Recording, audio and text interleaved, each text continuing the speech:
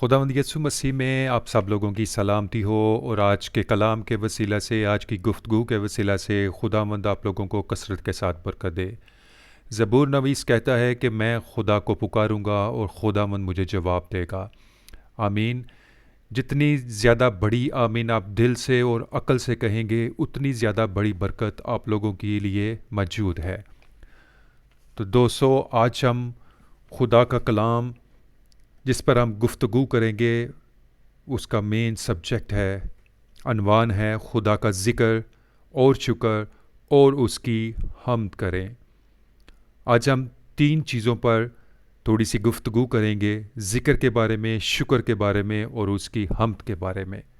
تو اس کے لیے جو مین حوالہ ہے وہ ہم پڑھیں گے، پہلا تواریخ 16 باب اور اس کی 4 آیت ہم پڑھیں گے۔ پہلا تواریخ 16 باب اور اس کی 4 آیت۔ خدا کے پاک کلام میں کچھ یوں لکھا ہے، اور اس نے لاویوں میں سے بعضوں کو مقرر کیا کہ خداوند کے صندوق کے آگے خدمت کریں اور خداوند اسرائیل کے خدا کا ذکر اور شکر اور اس کی حمد کریں۔ آج جن چیز پر ہم زیادہ فوکس کریں گے وہ ہے خدا کا ذکر اور شکر اور اس کی حمد کریں۔ خدا کا ذکر کن کن چیزوں پر کرنا ہے اور کہاں پر اور کن لوگوں کے سامنے کرنا ہے؟ سب سے پہلے ہم نے خدا کا جو ذکر ہے اپنی نسل کے سامنے، اپنے محلے کے سامنے، اپنی ارد گرد کے علاقے میں خدا کے کاموں کا ذکر کرنا ہے، اور خدا کے کام کیا ہو سکتے ہیں اور کن چیزوں پر اس کا ذکر کرنا ہے۔ ہم خدا کے نام اور ان کا مطلب بیان کر سکتے ہیں اپنی نسل کے آگے اور لوگوں کے سامنے۔ خدا نے جو عجیب کام کیے ہیں اپنی قوم کے لیے، ان کا ہم ذکر کر سکتے ہیں۔ خدا کا منصوبہ دنیا کے لیے کیا ہے، اس کا ہم ذکر کر سکتے ہیں۔ یسوع مسیح کے متعلق جو پیشین گوئیاں کی گئی تھیں پرانے عہد نامے میں، ان کا ذکر کریں اپنی اولاد کے ساتھ، اپنے محلے میں اور ارد گرد کے لوگوں کے سامنے۔ اور اس کے بعد دوسرے بہت سارے جو حقوق ہیں، حقوق نسواں، ضرورت مند لوگوں کے جو حقوق ہیں، ہمسایوں کے جو حقوق ہیں، ان کے متعلق کر سکتے ہیں۔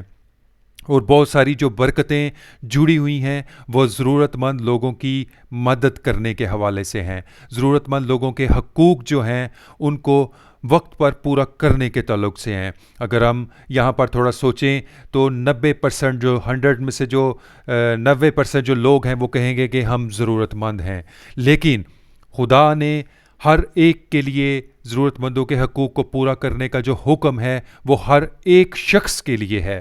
تو آپ لوگ تھوڑے سے تھوڑی رقم سے یا کسی چیز سے کسی ضرورت مند کی مدد کرنا شروع کر سکتے ہیں۔ آپ 10 روپے سے جو ہے وہ مدد کرنا شروع کر سکتے ہیں۔ اگر یہاں پر خدا کے ذکر کے تعلق سے باتیں کریں، یا خدا کے ذکر کا جو فضائل ہیں یا اس کی جو برکتیں ہم لوگوں کو ملتی ہیں، اگر اس پہ ہم گفتگو کرنا شروع کریں تو شاید کافی زیادہ وقت اس کے اوپر ہی لگ جائے۔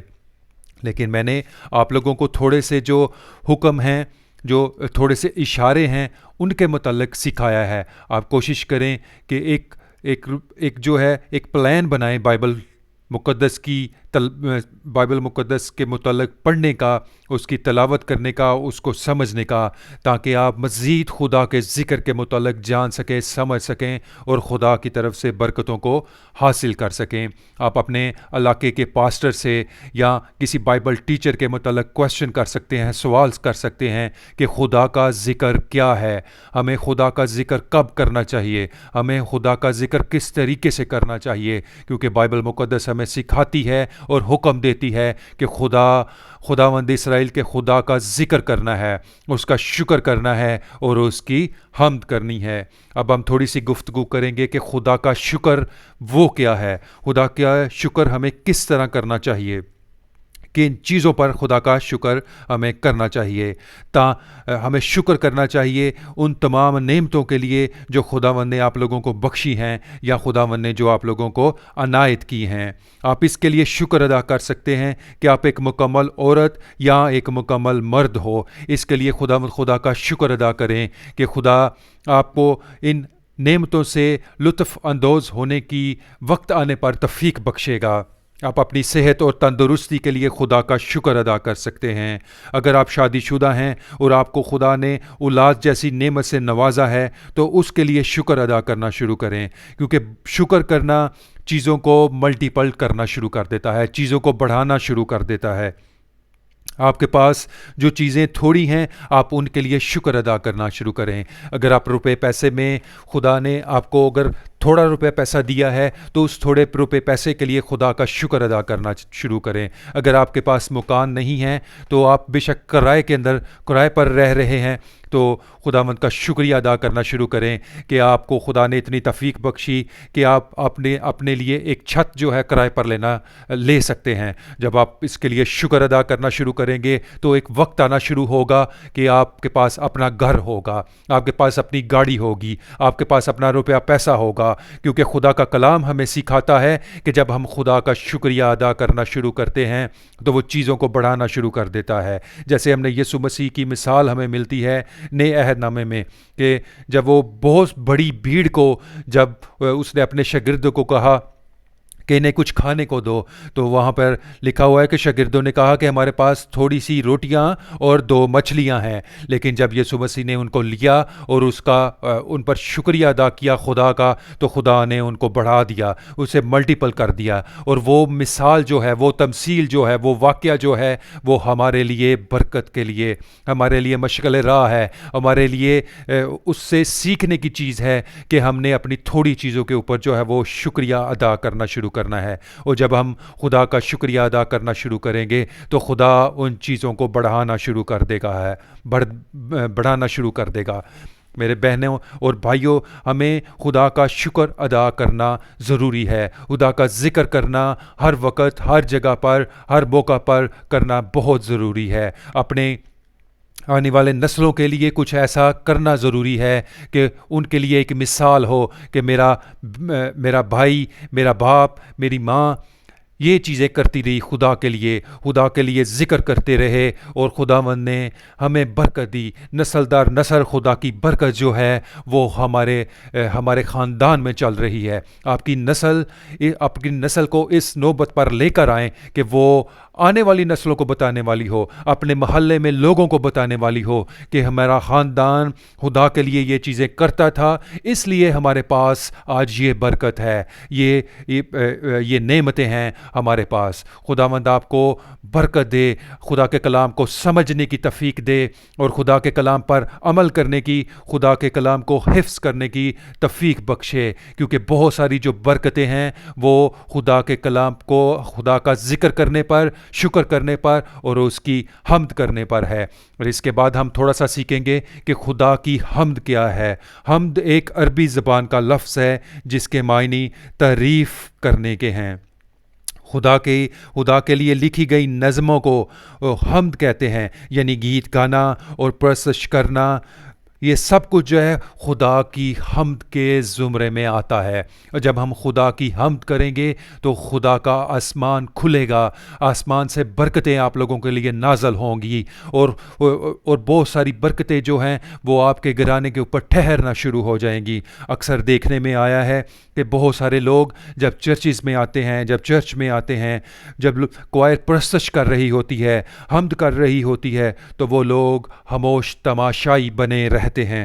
تو میرے بہنوں اور بھائیوں، جب کبھی آپ لوگ چرچ میں جائیں، کوائر جو ہے پرستش کر رہی ہو، خدا کی حمد کر رہی ہو، تو آپ لوگ بھی ان کے ساتھ مل کر اس کی پرستش کریں، اس کی حمد کریں، کیونکہ اسی طرح آپ کے اوپر برکت آئے گی. اور جیسے ہم جسمانی خوراک کھاتے ہیں، 3 وقت روٹی کھاتے ہیں، ایسے ہی ہمیں اپنی روح کو صحت اور تندرستی دینے کے لیے خدا کی حمد کرنی ہے، پرستش کرنی ہے، اس کا ذکر کرنا ہے، اس کا شکر کرنا ہے، کیونکہ اسی طرح ہی خدا کی جو برکت ہے آپ پر، آپ کے گھرانے پر اور آپ کے خاندان پر اور آپ کے علاقے پر نازل ہوگی۔ اور جب ہم اس کی حمد، پرستش اور اس کا شکر کریں گے، اس کا ذکر کریں گے، تو ہمارے تھیلے جو ہیں، ہمارا اناج، ہمارے گھر کے جو اناج ہے وہ ہر وقت موجود رہے گا، وہ کثرت کے ساتھ ہوگا، اور ہم کہہ سکیں گے کہ خداوند ہمارا خدا ہماری دعا کو سنتا ہے،